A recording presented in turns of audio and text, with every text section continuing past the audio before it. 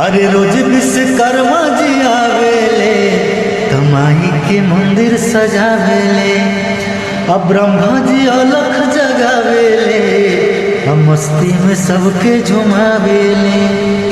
कि रोज विश्वकर्मा जी आवेले तमाई के मंदिर सजावेले।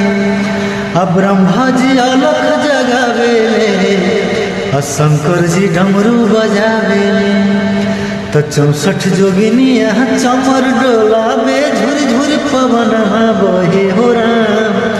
64 जोगिनिया चमर डोलावे, झुर झुर पवन बहे हो राम।